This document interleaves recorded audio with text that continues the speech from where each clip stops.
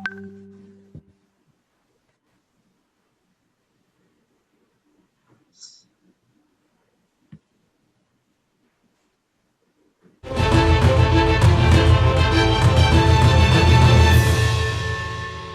I start.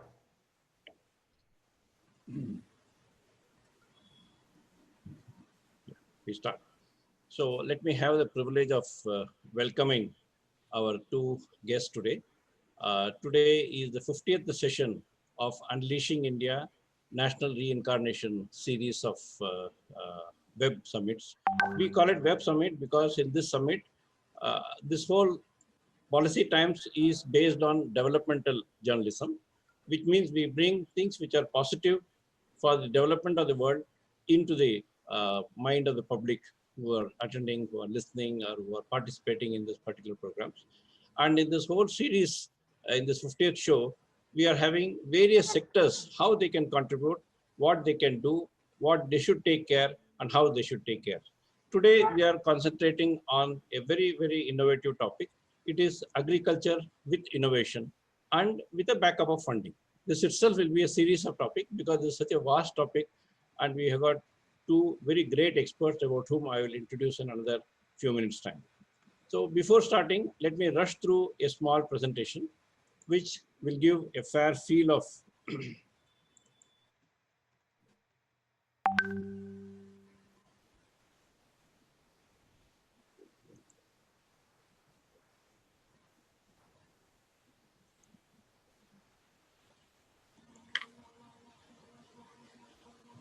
yeah.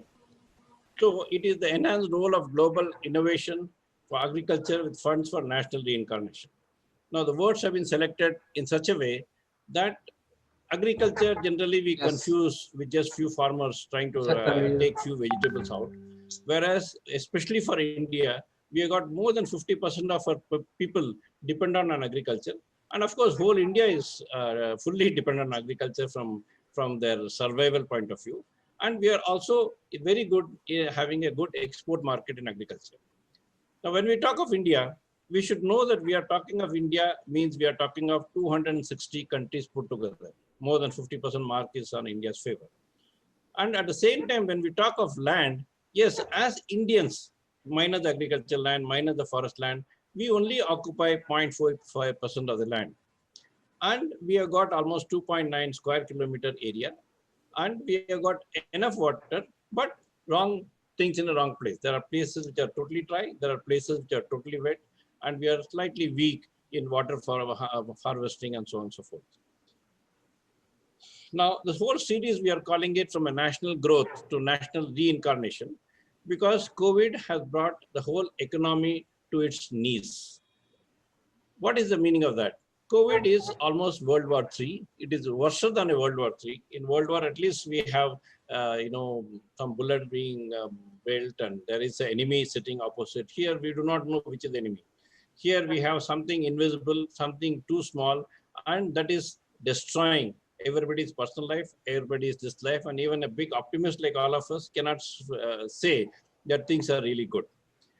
Now, as you know, the facts and figures, out of even the worst affected country have got 2% affected by COVID.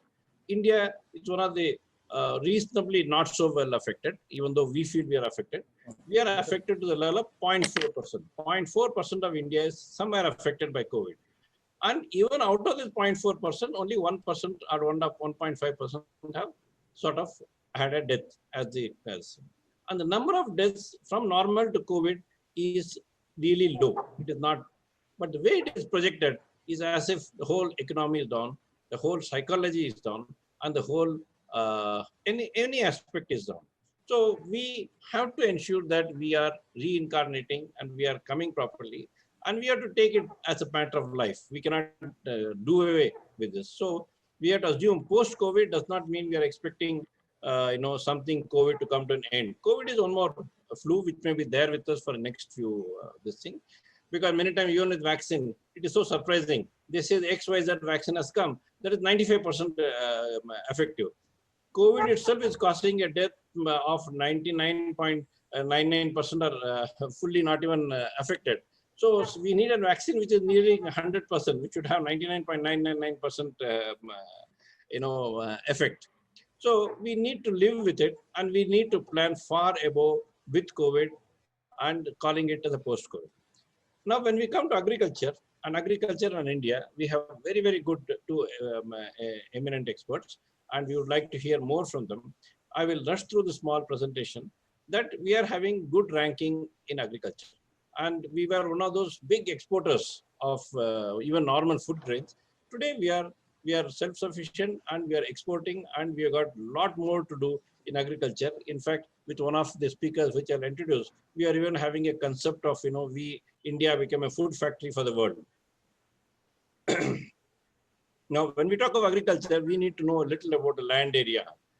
India has got almost 3.27 million square kilometers of land area.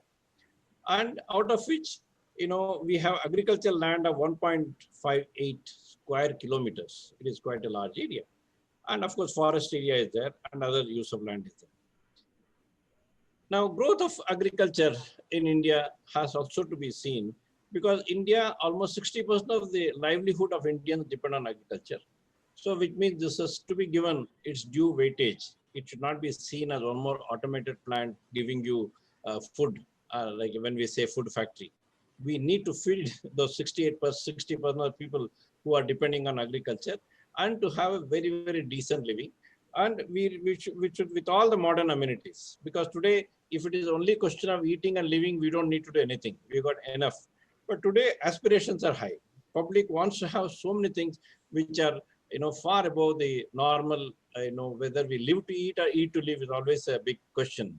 So today, we don't live to eat, we eat to live. So for eating to live, we need far above the agriculture and agriculturists, their quality of life, the healthcare, the education, all have to be taken in a very good way. Now, there are a lot of growth drivers for agriculture sector. Now, that includes policy, supply chain, demand, and of course, very crudely, the farmer has to be paid their due. We cannot exploit them for our own growth. And agriculture includes milk products, dairy products, and then, of course, it also includes various aspirations, right from a masala. Why was India even discovered by the others? Because India's pulses, India's food was very famous abroad, and people wanted to come and taste the food in India. Indian food is always one of those most envied and most liked about food in the world, and we have the most fertile place in which much of things, even very challenging things, are grown in India. Let me not go too much into detail.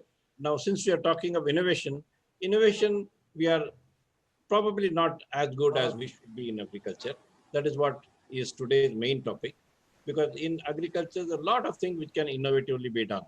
Right from the growing, right from the planning of growth, right from the quickness of growth, right from ripening, right from post-ripening, right from post-harvesting, and for long-term sustenance. And there are a lot of things where things can be done to the level of, how it is the supply chain, how it can be supplied on a just-in-time basis. And on this, so many aspects of agriculture research are possible, which also will be highlighted by the speakers. Because in this, probably we are not so high up on our innovation in agriculture. We are supposed to be standing around 40, which is slightly debatable. But yes, if somebody says 40, we better improve rather than justifying.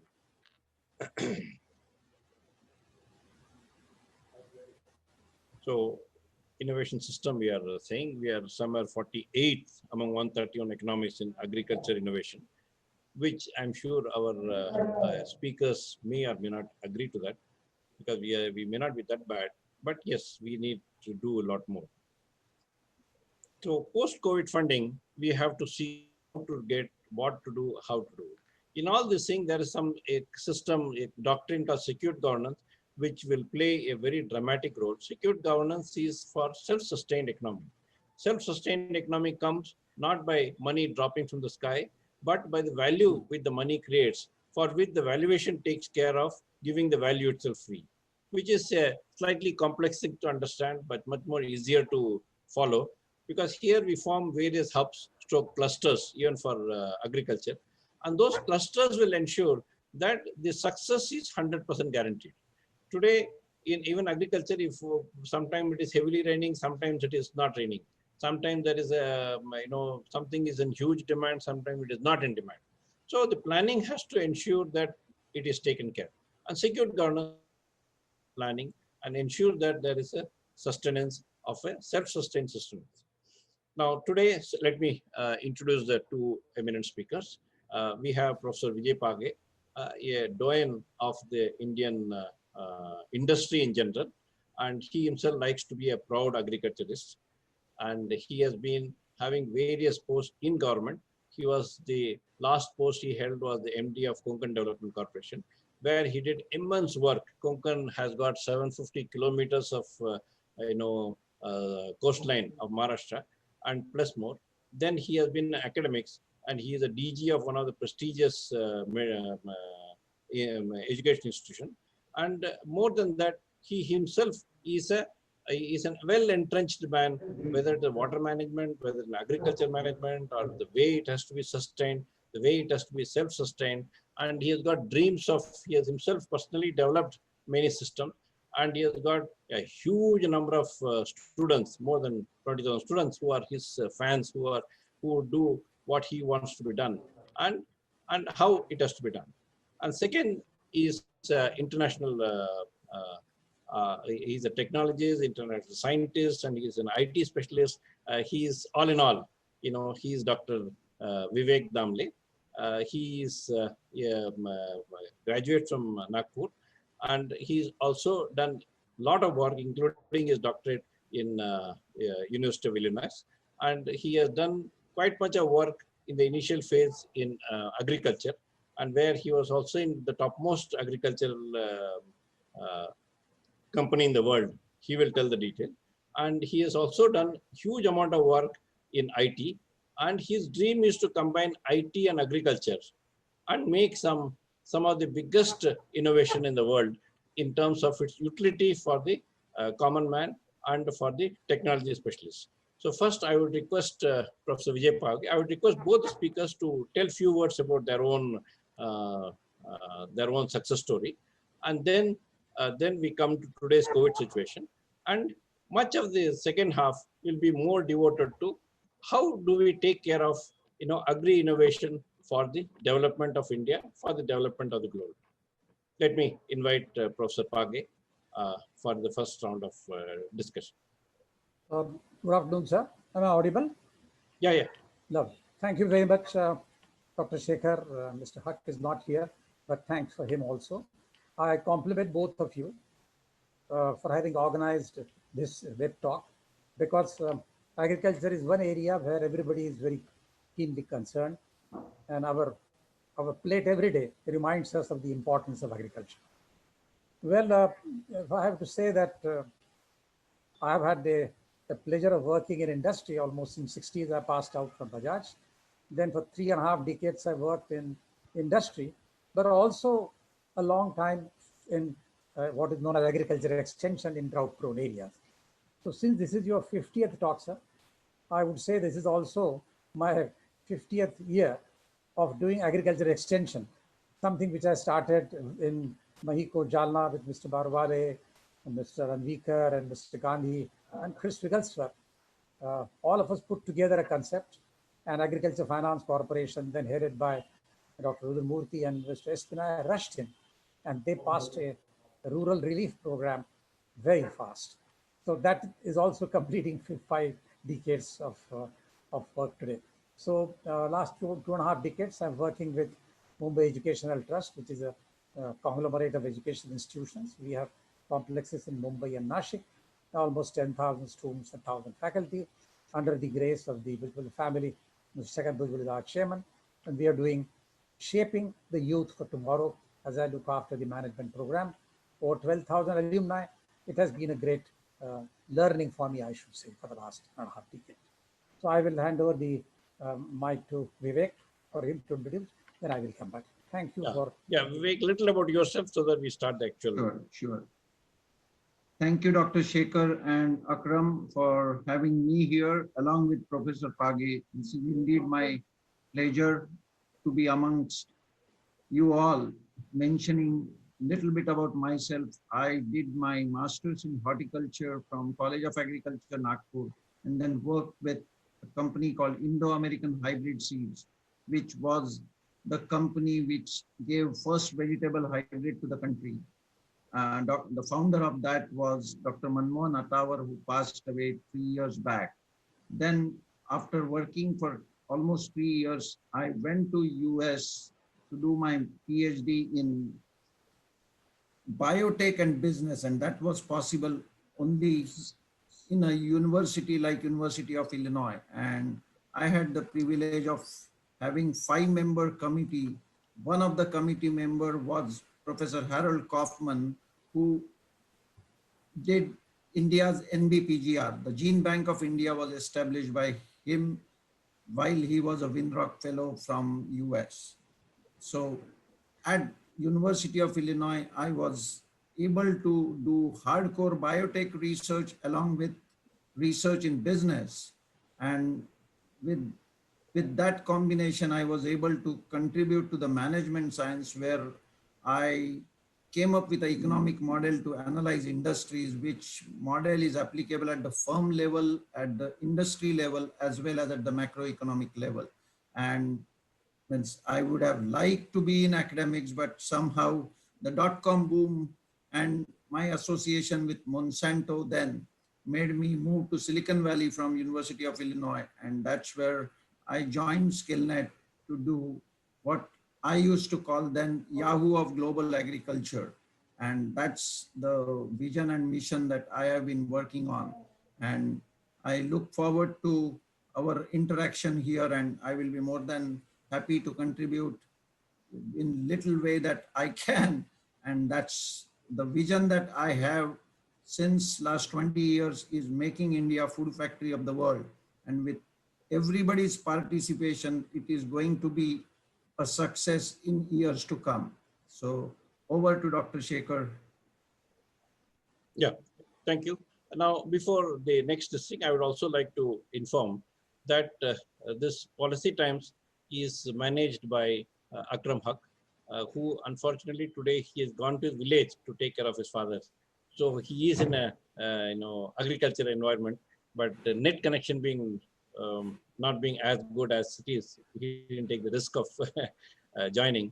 Otherwise, the ideal thing about Akram is that this whole Policy Times is devoted to positive journalism, which means here, he does not want any negativity to be spread by the people, by the management of the this Policy Times. So here, all the aspects of things which are to be done, not that negative things are not there, things which are to be done are brought about in this through this media.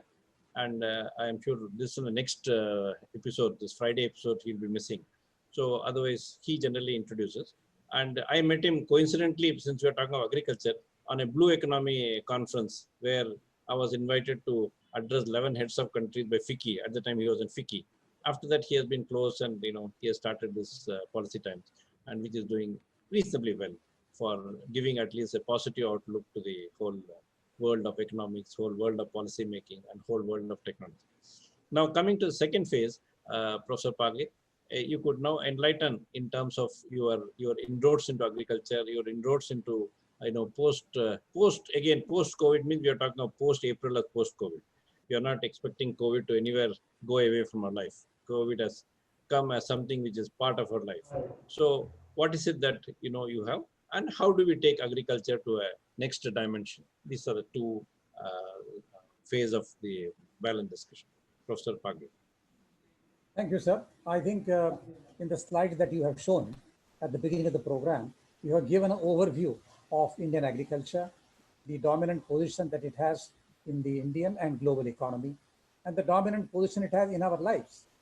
And what we find that almost 21% of the labor force, 42% of the labor force is in the agriculture sector. Almost 50 to 60% of the people's livelihood depends upon agriculture. It contributes to 14 to 15% of GDP, but it is the most critical sector as far as our everyday routine is concerned. And it is also a hot hobby of discussing as far as economics are concerned. And when we were taught in olden days, the first sentence in Indian agriculture economy was India is a rich country inhabited by poor people. And over the last 7 decades, the sentence haven't changed much. We are still 21% population is below the poverty line. Another 21 and 30% is below $3 per day per capita. So the challenges which we had when I started the work in 70s in Jalna, in some form or the other, they remain. But we have achieved tremendous strides. If I look at the plate, and because the plate that you get for your food is the reflection of the economy of the nation, and what you find is 291 million tons of food grains, 313 million tons of horticulture produce, 200 million tons of milk, 25 million tons of oil. We produce 10 million tons, but we import some quantity. About 60 million, 6.5 million tons of cotton. Fish production, about 13 million tons. So the whole availability, if you put in a matrix, as far as the population and the availability is concerned, is more than balanced. But then it doesn't appear in everybody's plate. There is a great variance. And that's where the real challenge remains. If you go to a village today, in the same village, you will find a farm where the income is 5,000 rupees per acre, and the same village will have a farm of grape which is 5 lakh rupees per acre. It is this disparity, despite the growth that we have achieved at the macro level, has not reached down to the micro level. So the issues today are that we have come from 40 billion tons to 291 billion tons, but the gains, 20 million tons always in the godowns. How do we then ensure that the plate that everybody has is uniform and everyone gets the same variety, the same quality that we have? And these gaps are not necessarily at the macro level, but are at the micro level. And what are these gaps? There is, of course, a resource crunch, as you mentioned, and the COVID might highlight that. Banks find it difficult to fund farmers who are already indebted. There is the value chain, both the upward and downward linkages are not proper. There are major gaps. The last mile connectivity is not there. The serious problem of climate change, as you mentioned, water everywhere and water nowhere, that is also a serious issue. And last but not the least, there are no safety nets in agriculture, as we have an urban system. So as a friend of mine who heads a seed company in Suresh says, if a farmer has a wedding in the family or a serious disease or a calamity like this, he's totally off. He borrows heavily, and the rest of the life he either goes on repaying it or puts it in. It is this lack of safety net which is the major problem in agriculture. And I find that despite 5 decades of work that people have put in, this uncertainty persists. And not the Disconnect from least, yeah. the issue therefore is we have to look at successes which are achieved in these difficult times. We have the great example of Dr. Kurian Dairy Development Project, brilliant work done by him. We have 200 million tons of milk. Work done by Dr. Gadgil, the famous economist, who was sent by the then Chief Minister Shivraj Chauhan to Rahuri to set up a whole system of cooperative sugarcane farming and funding. And there are 200 odd sugar factories functioning today. That's a brilliant example.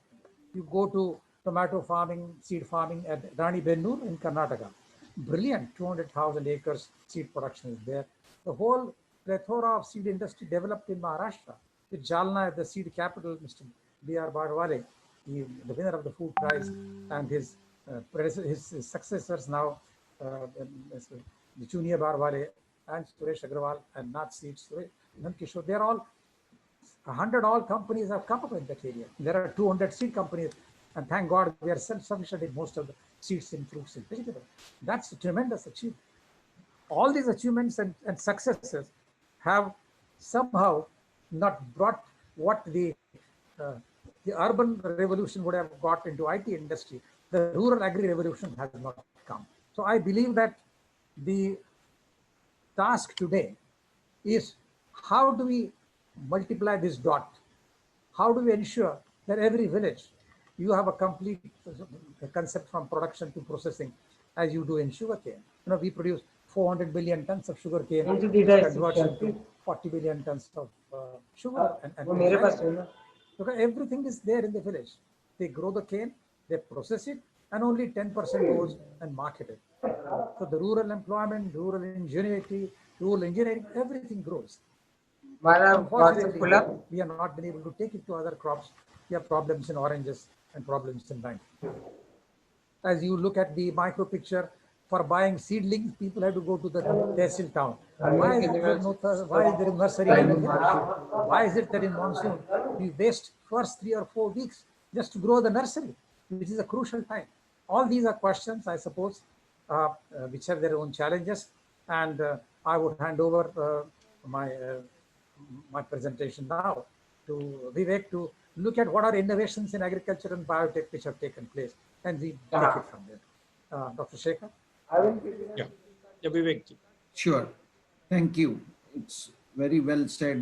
So what is innovation? Means everything needs to be done, the practical implementation of any invention, new improved ability to make a meaningful impact in a market or a society. So in agriculture, farmer is at the core. Farmer himself is an innovator. He is an entrepreneur. He is a social scientist and he is a nation builder. Like Jai Jawan, Jai Kisan, Jai Vignan is the motto. All three needs to be put in action. And how we can do that? There are tremendous inventions, innovations, research and development happened across the various science fields or social sciences. And we need to get those applied to agriculture, as agriculture is all encompassing. As Professor Page said, that it's not just a industry or a business, it's way of life for many millions of people, not just in India, but across the globe. So state of farmer is not that great in barring few countries which are developed. So what is it that we or a farmer as an entrepreneur can do is connecting those dots, and that's where we as a technocrats or management experts, so all the stakeholders in a society, and agriculture has everybody involved, because finally at the end of the day our survival depends on what we eat. So research and development happening in hardcore agricultural field, to biotech, to nanotech, to space technology, to information technology, robotics, you name it. All today is possible to be applied and adopted for the benefit of not just Indian, but global farmer or rural citizen for that matter. And that's where means coming together by all the stakeholders, namely the corporates, the research and development institutions under the aegis of Indian Council of Agriculture Research in case of India, means USDA in US, Embrapa in Brazil, means all over the world. Means these issues of global agriculture are far and many. We can pick and choose the issues or problems people have solved in some part of the world, just adopting that in our situation, because as Professor Page mentioned, we have 600,000 villages and each village has its own peculiarity. We have to start maybe with say 50, 100 villages as a role model in terms of, and with the Prime Minister's mission of making India Atmanirbhar, I think means their goal of 10,000 FPOs is easily doable in a span of couple of years max, but not just making them, but making them really effective. And the time for action is now. means it was yesterday, I believe, but better late than never, and we can start working on that. And with everybody's participation, I said, means I believe in team, and agriculture is team. There is nothing, means not a single individual can do, because it is pre-production, production, and post-production, and all of these aspects. There are innovations, technologies available. We need to adopt that. There was a report 10 years back in the government, which was on secondary agriculture, which was value added. Close to $100 billion worth of projects were proposed. We need to go back to such reports or make such reports into real action, because that's the potential. Means 100 billion is, I see, a small number. We can reach $1 trillion going through such innovations, applications, because each crop is a multi-billion dollar industry across the globe, and we are endowed with 14 agroclimatic zones. So there is not a single place in India, any time of the year, that we cannot grow any crop, right? So we can grow any crop, anytime, anywhere in the country. So our mission of making India food factory of the world is doable. We have to do it, and we will all put our efforts together to make that happen. So with that, I will hand it over to Dr. Shekhar again to make his remarks. Or Now coming to the second phase, which is the most crucial phase. One is with COVID, without COVID, anyway agriculture has to grow. Agriculture is one thing where, very crudely speaking, you know, a rural person can live without an urban, but urban cannot live without rural. But that doesn't mean the dependency of rural to urban is there, because urban people have their own aspiration, which can be provided only by the urban class. If you want to have a TV, if you want to have a speaker, if you want to have a, you know, communication, for everything he needs the urbanized life. Whereas for basic survival, a urban person needs the rural agriculture background. And that has to be something which is extremely good. Like I said in the beginning, India was lacking when we were given independence. We were having, unfortunately, an average age of only 27 years, pathetic. And we were having, you know, so many deficiencies. You know, a 40-year-old man would not have his teeth, all because of malnutrition, malproduction. And we caught up. Today, an average Indian age is 64 plus plus plus. It is going up by the hour. We are refusing to die because of the thing given by, it's not only agriculture, it's agromedical. Agriculture and agromedical. We cannot take the you know, cream out of medical people's responsibility. So these two put together have made the Indian live longer, Indian live more positive life, Indian live more healthy life, and so on and so forth. But there is no end to the wish list of a human being. Left to a human being, he would not like to die, and he would like to be absolutely young, and he would like to be absolutely healthy, which is just a wish list. So, but agriculture plays a huge role in all this thing. And agriculture, even water management of agriculture plays a very, very great, because our aspirations are really, really high from each sector, starting from agriculture. Professor Page, now I would like to have you for the crucial portion of our discussion in terms of independent of COVID and especially post-COVID.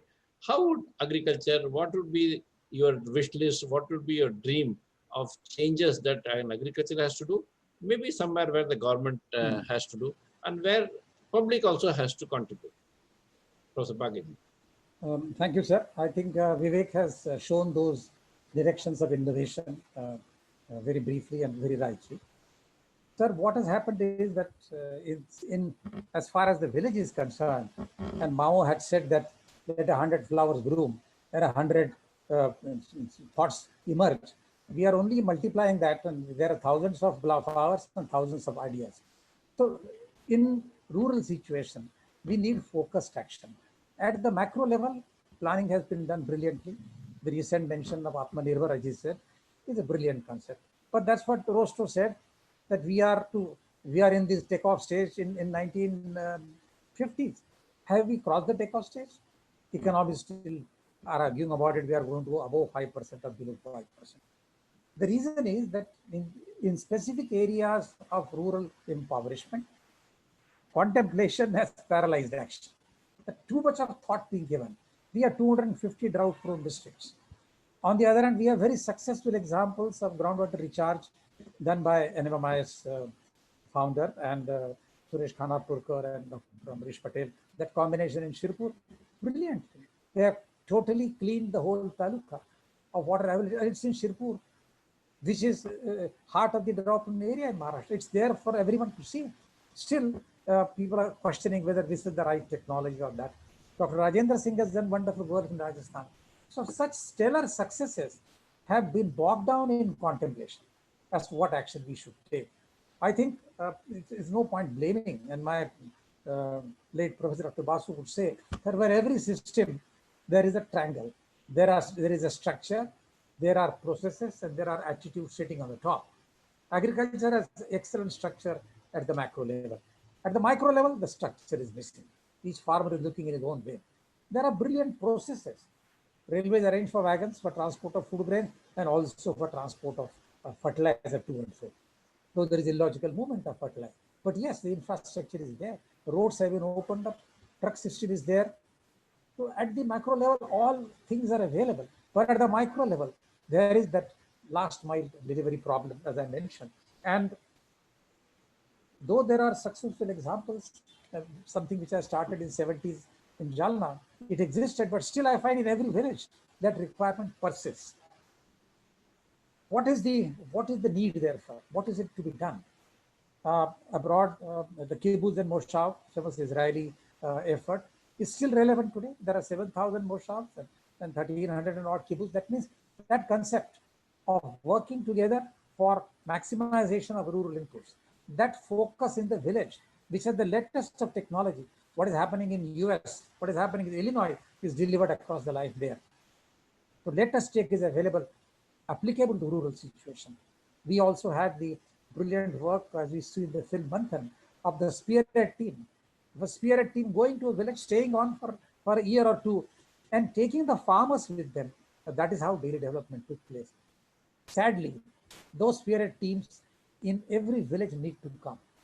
It's not possible for government, and it's not expected of that. There are a lot of agro service companies which are coming up. The new concept of producer companies is there. As he said, FPOs are there. Then there are self-help groups. But they're all working, as I said, in different directions. At the village level, there is a need for a core group, a kind of a pilot, where all the technologies are available. It has its input managed by large companies. You have 200 seed companies. They are the frontiers. We have achieved wonders in seed production. They have a lot of technology. We have 100 odd fertilizer and insecticide companies.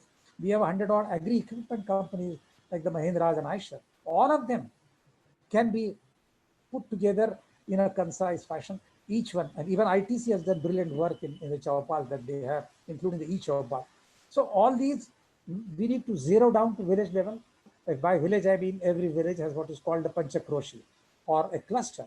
So such a seed existing in a cluster, showing that even you can fight climate change by greenhouse, that you can fight climate change and problems of seed by going what is known as environment controlled agriculture. And we have done it in some way. Vivek has also done it. But those experiences and those experiments need to be done at the village level. Only when this integration takes place, and he knows that the problem has a solution, I'm sure the rural youth will come back to you. Why are there no drones in village areas? The drone is such a popular technology, and it can pinpoint a plant which needs to be sprayed. So spraying the whole farm, if you do a spray there, which is done by the drone itself, it can change the technology. There are technologies available, but I'm very sorry to say that this core experience of a kibbutz or a moshav or the spearhead team, which is all for us to follow, or even Chaupal, has not been sharpened into focus with a village as the unit. I'm very happy that Vivek is doing some brilliant work in the Northeast. We have got some youths in Maharashtra, in Nashik, there are a number of successful producer companies. But then what happens to the 250 drought-prone areas? Because their irrigation has to come first. 50% of irrigated land is there, but these balancing of all the inputs required is not there.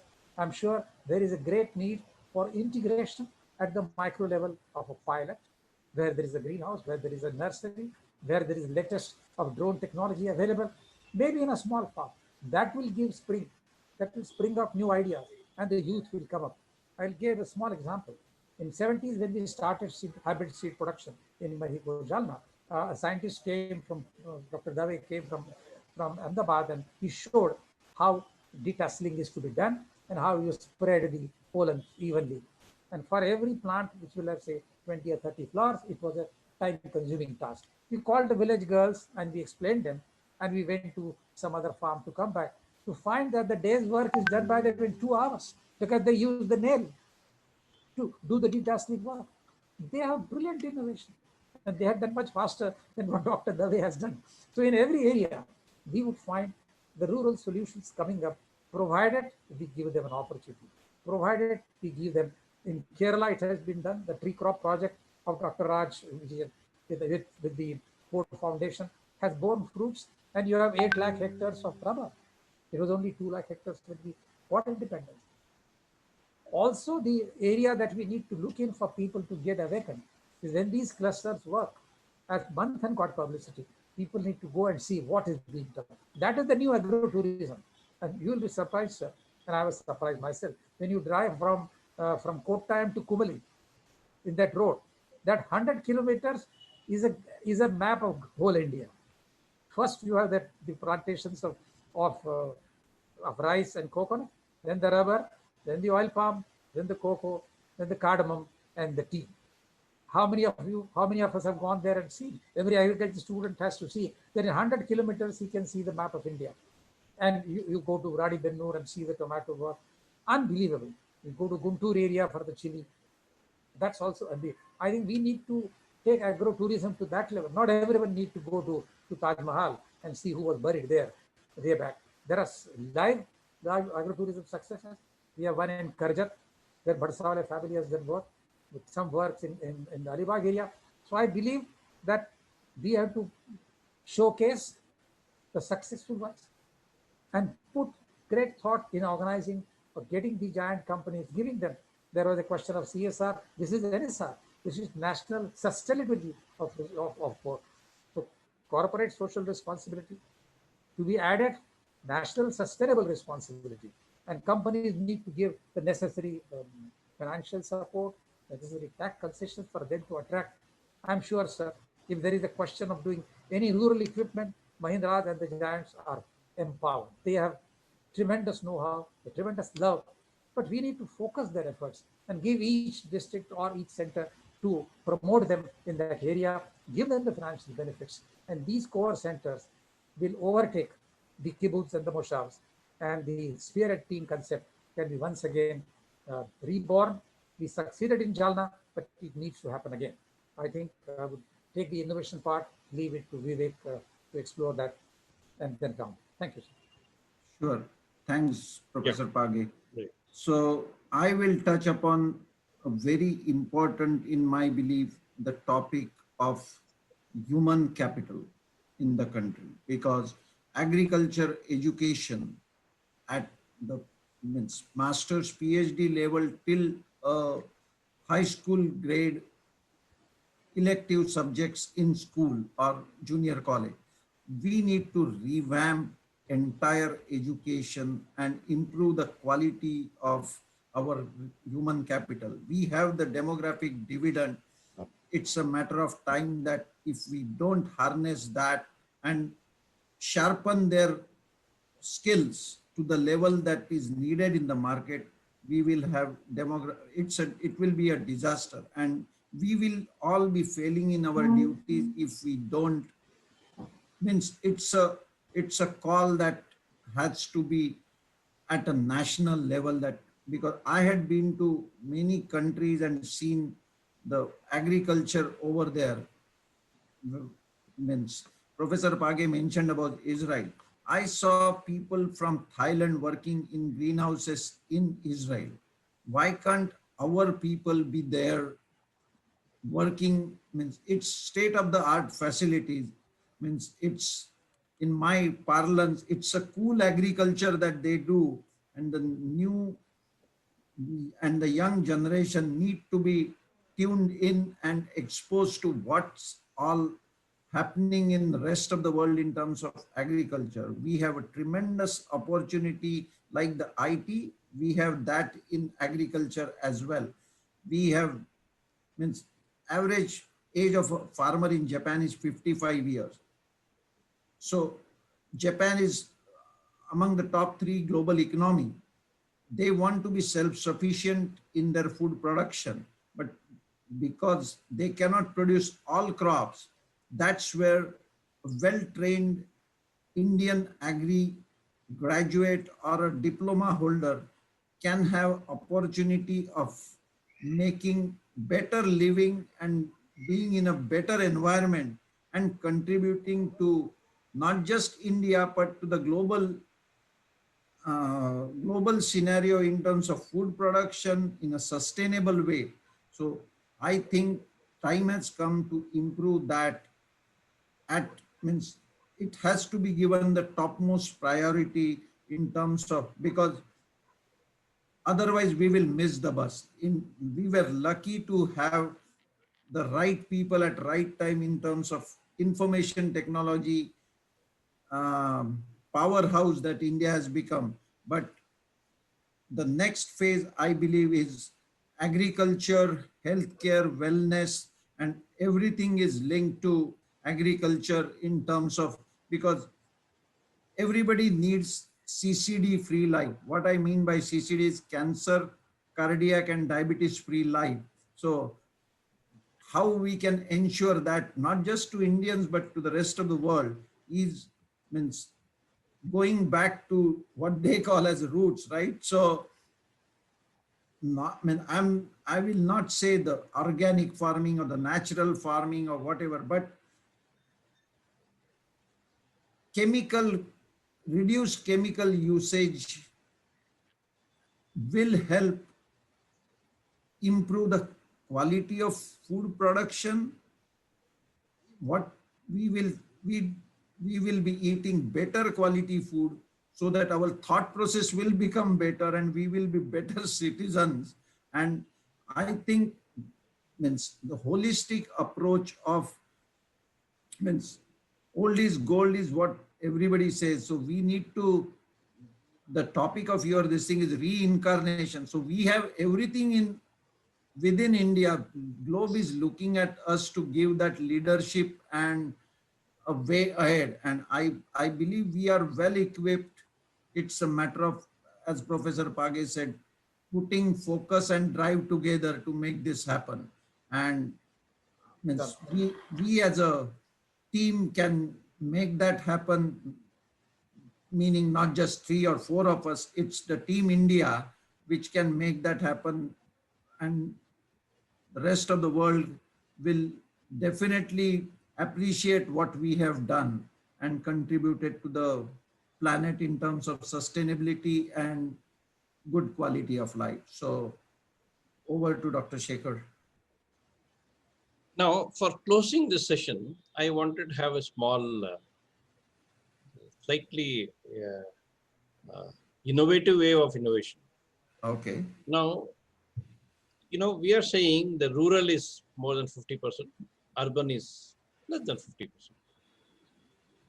Agriculture being our theme, innovation being our theme. Why can't we think of making urban also rural in the urban environment? Sure. Today, there's a huge cry for greenness, which all of us know is required. Suppose one of our own suggestions should be to make urban itself a green or agree. That means every house, every terrace, and there Professor Pagi is known for his innovation, multi-layer growing of Crops. a lot of vegetables. Why don't we make that as one of the innovations which are there? which means every house will produce. Today, there's only grass, or there is some crap, or some minor flowers. Okay. No major flowers are being grown in any of the gardens belonging to various, buildings. And today, all buildings have got gardens. Gone are those days when buildings were all matchboxes put together. If you see 40 years back, 30 years back, buildings means it's all matchboxes put together. Today, there is garden, there is this thing. But what is grown in the garden, nobody is thinking. Some odd gardener is put and he will just put whatever he likes, which is just something green will be there, he will be keeping on watering. Suppose we orient the direction to growing tomato, to growing flowers, to growing vegetables, to growing onion, to growing various, utility. I mean, and there again, people like, what is it that will grow fast? What is it that need not grow fast? Then don't you think we should be making a huge justice that the remaining 40% also will be agriculturists in their spare time? Why I'm making this suggestion is because today we are all working from home. We are no more spending almost 4 hours in travel daily. That means time is saved. We have place. And agree is not a costly affair. Respective to respective people. For a person with a 10,000 square foot flat, he has got that type of money. A person who has got only 500 square foot flat, he has got the type of money from which he can grow in a kitchen garden. But what is he growing today is random. Nobody is growing that in a very scientific way. Suppose people like you can advise and keep it as an example. I am sure we'll be able to make a huge difference to the tune of 20 to 30% of our, agri-oriented. I don't know whether Professor Pake would like to comment or whether it is a suggestion worth taking. Because innovation right at our doorsteps for agriculture. Sir, you have touched a very point which is very dear to my heart, and that is controlled environment agriculture, which is at the root of what is known as urban farming. And we know that in the United States, they have those, a lot of, in China, I'm told there is a city where multi-storied buildings are producing vegetables. Because if you take, say, any green vegetable, it is 90% water, 95% water. Now, to ask them to transport it from Jalna or from Aurangabad, from Nasik, instead of that, the urban spaces are available. And I have, you are aware of that, a size of a cooler, for a society would produce enough greens what they're required. There are a lot of vegetables in the vegetable world which can grow very well in a controlled environment, because when you grow environment, you have light, electricity, and temperature control available around the crop. So what you would grow in 21 days, you will grow in 7 days. That is possible. And the waste heat that generated, or the waste temperature generated in a refrigerator, can be put into a second refrigerator in the house, and it will have all the dhanias and leafy vegetables grown in your house itself. I'm sure there is a tremendous need. You would be surprised that whatever refrigerators we are producing, a fifth of them are abundant every year. Do you have any idea? You go to Vijay sales here, how many thousand refrigerators are lying? Each one can be reconditioned, and the man will have enough greens required every day for his family. In fact, a tray which will have all these ingredients can be grown regularly. So I think you are right, just a matter of looking at. Also treating the wastewater, which is normally just flushed. And it's surprising that if you go in the Central European and the Central Asian countries, you see fruits growing on the streets, on the street line trees, because the fruit trees are put there.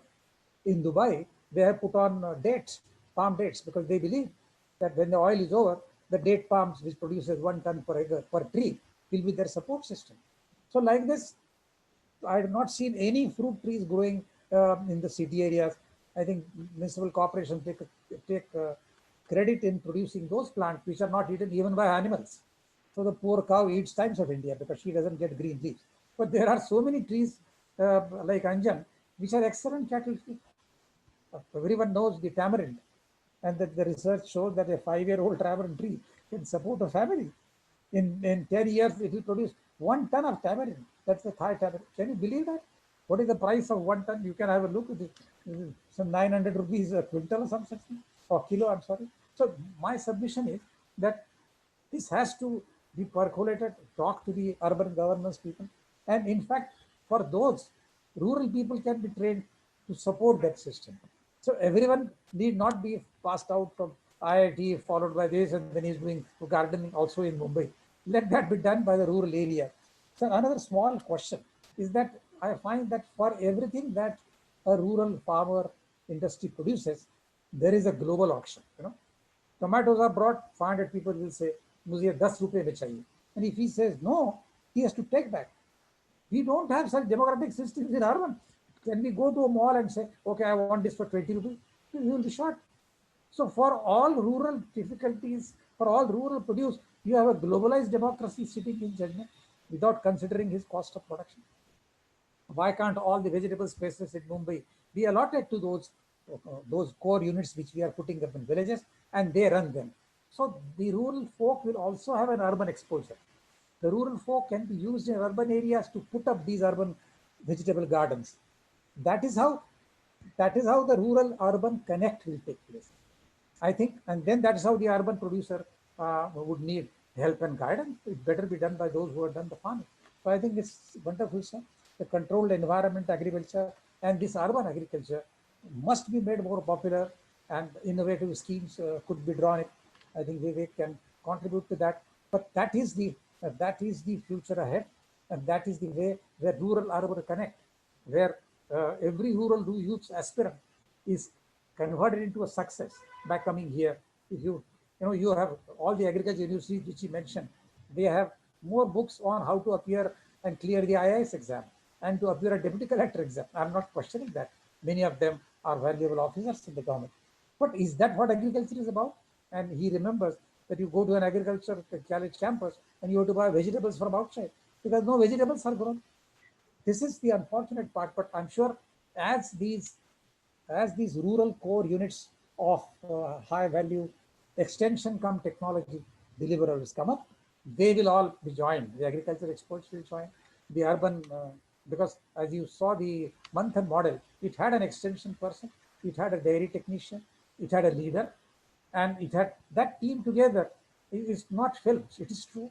And when we worked in Jalna area, we had a similar concept in the integrated service support. It is possible, it is doable. We should just do it without waiting for any further time. Get all the corporate sector and launch the new governance scheme, sir, should consist. Your future scheme of Dr. Shekhar, I'm requesting, should consist of this National Reconstruction Resource Mission. This mission will be more important than CSR, and there should be no limits of tax, etc. And corporates be promoted, and this youth exchange of all the urban who are educated can be exposed, and vice versa. The rural youth can come and run those machines. Over to you, Kiran. Fortunately, I will add to that the mobile technology has made life so simple and opened up humongous opportunities, not just for urban or rural. I mean, now that divide will fade away, and that should be everybody's goal, that because the talent that is available in the rural India, we have now way to harness that talent and give them a chance to have a better life. And I'm 100% confident that rural youth is looking forward to some kind of innovation or application of technology to make their lives better, and thereby all of us will be in a better position, say 10 years from now. And that's the mission that we as a country should take, that within 10 years we want to revamp everything in agriculture so that quality of life of not just few, but the equitable distribution will happen, and we will be in a better place. What they used to call that Sone ki chidiya, it is possible to make it, and it will be possible. We can make it in our lifetime is the optimism that I have, and let's work together toward that is my submission. Thank you. So, unless Professor Page has anything. Yeah, Dr. Shekhar, I had brought a poem for Dr. Huck, and you will have to translate it because it is in Urdu. So you will have to read it out to him. and by famous poet Naushad Sahab, who is not known for poetry, but he's a giant in the field of music. अभी साजे दिल में तराने बहुत है, अभी साजे दिल में तराने बहुत है, अभी जिंदगी के सब ग्रुप में शेयर बहाने करें। बहुत है, अभी जिंदगी के बहाने बहुत है, दरे घर पर भीख मांगो न, दरे घर पर भीख मांगो न फन की, जब अपने ही घर में खजाने बहुत है, जब अपने ही घर में खजाने. We have wealth of youth, as he said. We have wealth of information, wealth of technology developed. The biotech work which is going on in India is phenomenal. The Jalna Tissue Culture Lab, every time I go, it's fantastic. They do tremendous work. And the seed companies have stolen a march, whether it is Mahiko, whether it is Bejo and Sheetal or Kalash Seeds, or whether it is Nath Seeds. They have done tremendous work, or Mizunedu in Andhra. But somehow it is limited to that farm of the seed farmer. It has not percolated. Just beyond his farm is a barren land which is not producing.